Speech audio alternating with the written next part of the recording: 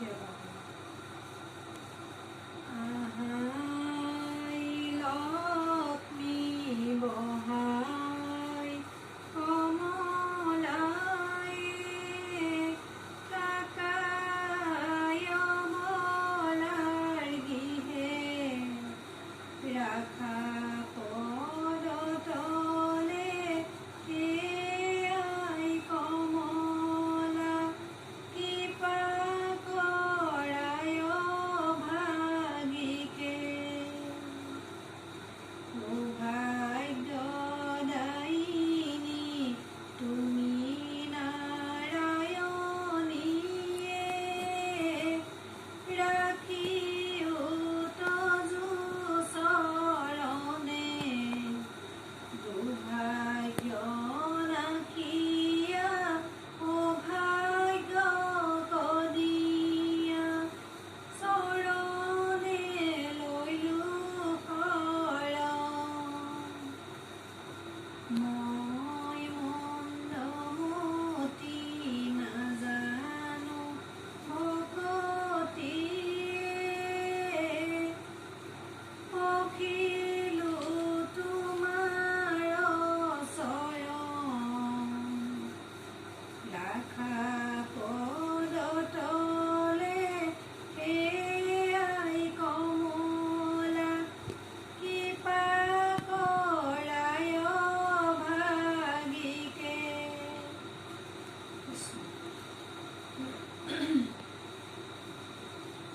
শ্ৰী শ্ৰী লক্ষ্মী দেৱীৰ পাছালি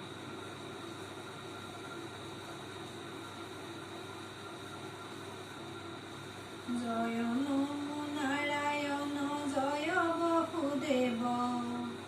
দণ্ডৱতে চৰণে পৰিয়া কৰো সেৱ কৰ জোৰে প্ৰণামো যত দেৱগণ প্ৰণামো আদি গুৰু পিতৃ মাতৃৰ চৰণ সৰস্বতী মাতি কহত নমস্কাৰ কৰো ঐশ্বৰ্যৰাই লক্ষ্মীৰ চৰণত ধৰো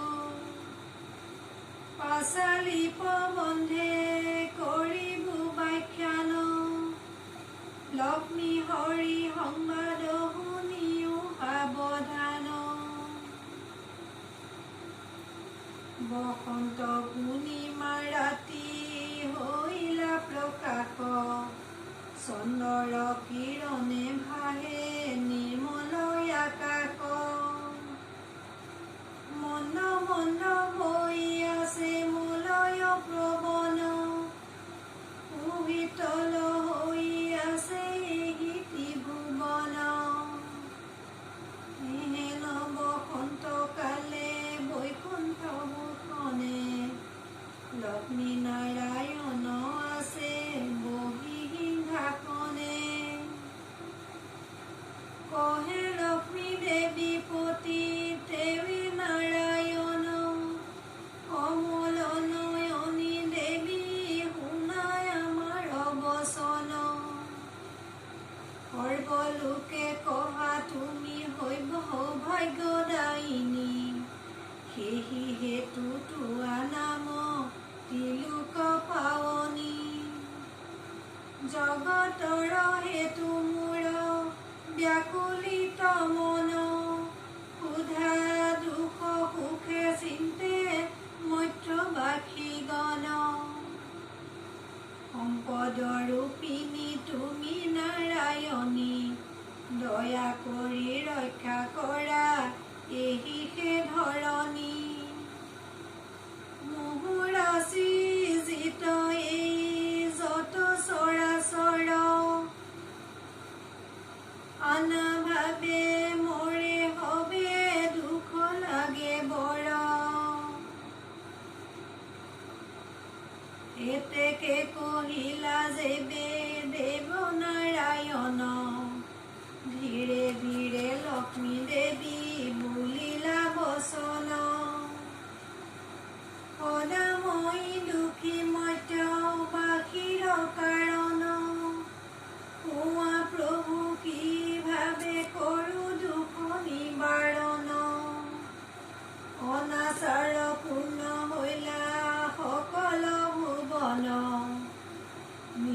কৰ্ম ফলে পায়া দুখ নৰ নাৰী গণ পাপ পূৰ্ণ হৈ আছে সমস্ত ধৰণী মৰ্ত্যবাসী পাই দুখীয়া আপোনাও আপুনি লক্ষ্মীৰ বচন শুনি দেৱ চক্ৰ পানী বিষাদিত মনে কহে অকৰুণ বাণী উৱা দেৱী সত্য কৰি স্বৰূপ কথন কি কৰিলে সুখী হব মৰ্ত্যবাসী গণ উৱা দেৱী মূৰ আগে হব বিৱৰণ কোন স্থানে হয় তোমাৰ আগমন এই সময়ত নাৰদ আহি ভৈলাই উপস্থিত যথাতে আছে নাৰায়ণ লক্ষ্মীৰ অসহিত নাৰদে বুলন্ত শুনা জগতৰ আই কি কাৰণে মৰ্ত্যবাসী বৰ দুখ পাই দুয়োজনৰ আগে লক্ষ্মী কহিবা কলৈলা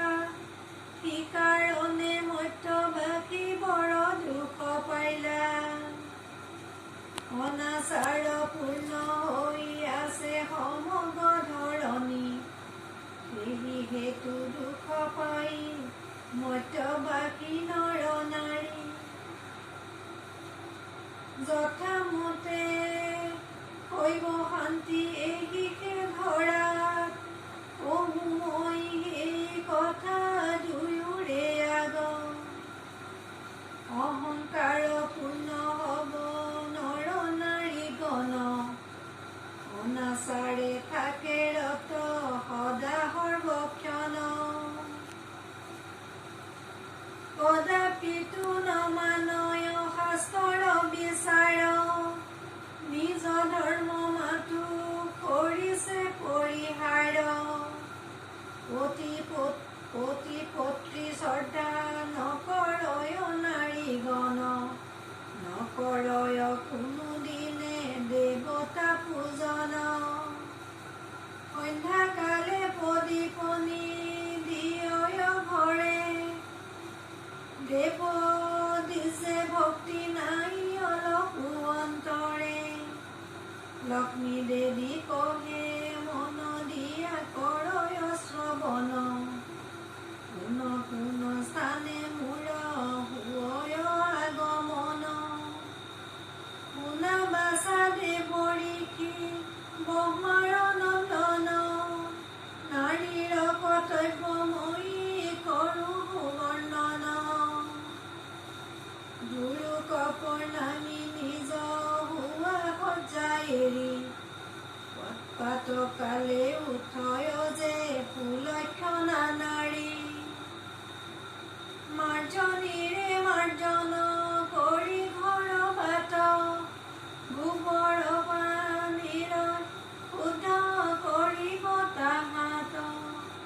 মোচা কোচা কৰি ঘৰ দুৱাৰ সকল ভোজন পাত্ৰ পখালিব আছে যিসকল স্নান কৰি বাকী বস্ত্ৰ জলযুক্ত কৰি পৰিষ্কাৰ ধৌত বস্ত্ৰ পৰিধান কৰি শুদ্ধাচাৰে পূজে যেবে আমাৰ চৰণ সিহি নাৰী প্ৰিয় মূৰ জানা নাৰায়ণ দেৱতা সমান দেখে স্বামীক যিজন সেহি নাৰী প্ৰিয় মূৰ কহিলো বচন গুৰুজন পতি যাৰ চলা ভকতি পতিব্ৰতা নাৰী সেই সুলক্ষণা পতি মন্দিৰতো অলকিত ললে পামোচা কৰি প্ৰণামিবে গুৰুজন মনে ভক্তি কৰি শুদ্ধ চাৰে বন্দন কৰি ভাল ভোজন সকলোকে শুদ্ধ চিতে হাঁহি মুখে সকলোকে সন্তুষ্ট কৰিব অৱশেষে নিজে গৈ ভোজন কৰিব ভিক্ষাৰী অতিথিক মধুৰ বচনে সমৰ্থই অনুকৰি দিব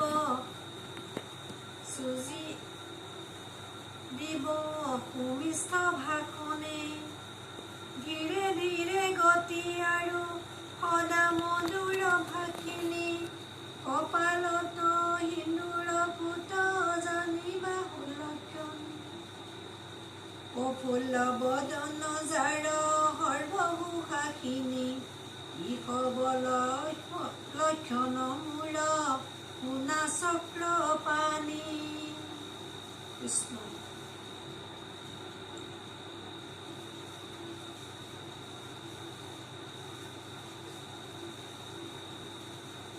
প্ৰফুল্ল বদন যাৰ সৰ্বভূষাখিনী ইহব লক্ষণ মূৰ সোণা চক্ৰ পানী কৃষ্ণ